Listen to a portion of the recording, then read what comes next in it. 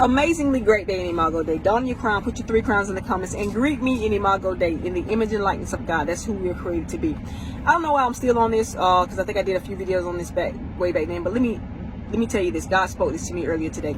Stop being afraid of what God told you to do. No matter how strange it seems, no matter how against world's wisdom it may seem, because his way is not the world's way, okay? Stop being afraid of what God told you to do, because somebody needs what he gave you to give to the world. You hear me say, grow up and show up, because somebody's dependent on you, okay? Do that. Stop being afraid. Listen, let me tell you what I mean by this. Yesterday, I went to a function. I went to a wedding. A friend of mine got married. Very powerful testimony, she and her husband. And Holy Spirit told me, when you go to the reception, take some of your books in. Take a few of your books. I took 2, and take the newspaper article and just take them with you. Now, I had a clutch purse, which is about this big, right? But with the 2 books in the paper, it still was not very, it was very inconspicuous. I just had it with me, right? And Holy Spirit said this: no, you're not going to go in there pitching anything, but you're going to be sitting at a table with somebody. They're going to ask you what you do. You're going to be mingling around before the wedding party comes in, when you have hors d'oeuvres with them. They're going to ask you what you do, and you tell them what you do, because what I've called you to do is very important. It's very necessary. Helping people escape trauma is very necessary, because more people deal with it than you think, or you know, or that people like to admit.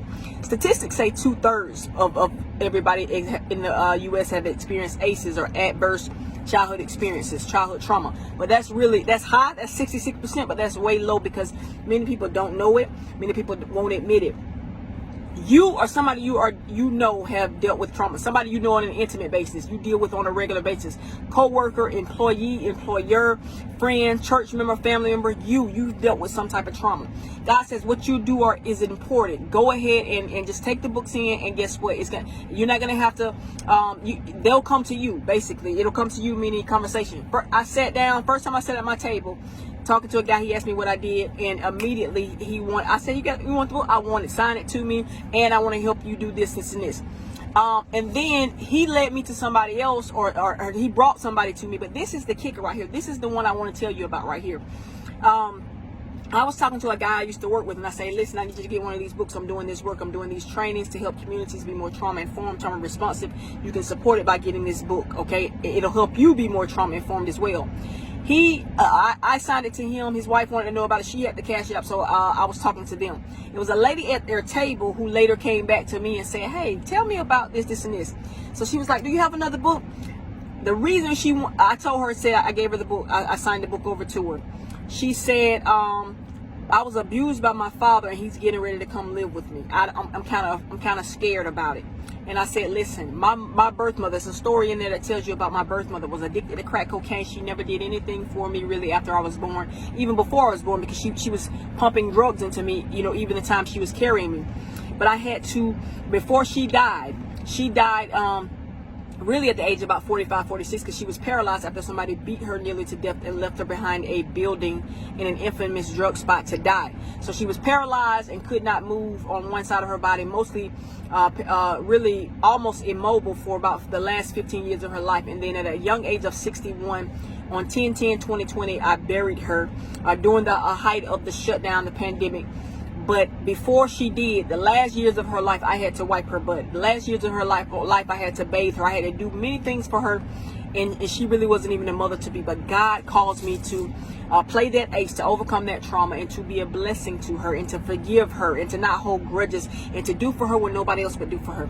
And I gave that little mini testimony to this lady. She had already agreed to buy the book, but then, and I laid my hands on her. I said, you have everything you need to do what you need to do for your father. And she said, I believe it. And I could feel the spirit there. But had I not been obedient and took the books in there and had conversations with just the 2 I took, and I ended up selling like 4 books, I think 4 or 5. But really, I only really did talking about 2 of it, and the other people just came to me because they saw somebody else. Okay, that's you. That other people I had conversations with. I gave out some ebooks for free, but it was a lot of ministry done there. It was not inappropriate. It was just in the midst of mingling. Like I said, the couple enjoyed themselves. I didn't go there to pitch, and I did not set up to pitch, and I did not. It was all organic. It was all beautiful. Listen, do what God told you to do, and guess what? The demand that's in the world for your gift will show when you supply it. Okay, it's well, the demand is already there. You just not grow up and show up. Somebody's dependent on you. And listen, if you have not gotten a copy of my book, Play Your Ace Before It Plays You: How to Use Social Trauma for Empowerment Rather Than Imprisonment. This is my most recent book, one of my best-selling books, but it's because, and I make it very inexpensive because everybody needs to read that book. You can go to the link in the bio if you're watching this on Facebook. Click it and you'll get a free copy, the e-copy. Or if you're watching this on Instagram or TikTok, go to just text, go to your messenger, my messenger, and DM me PYA, 3 letters PYA, and I'll send you a link to get a free copy. If you want to support the work and you want to get a copy of this, just let me know, then I'll send you a link as well. Very, very, very inexpensive, because everybody needs to see this. I want you to know, listen, you've been through too much to be average. The people who are waiting on you and depending on you or have been through too much to be average. So whatever God told you to do, whatever gift he gave you, to give it to the world. Stop being ashamed. Stop being afraid. No, I wasn't embarrassed to bring my books in. Matter of fact, because the first guy who bought one, he was like, you got to. He was like, yeah, you better do. He was like, and he said, your personality is such that, well, I'm not going to go into that. But do what God told you to do. Stop being afraid. Stop listening at what other people say who don't even know what their gift is, okay? I love you all. I'll see you soon. Get a copy of the book, whether you get the free e-copy or you inbox me, and I'll send you a link to get the copy to help us continue training the region, the state, the world on being trauma-informed, trauma-responsive. I love you. I'll see you soon.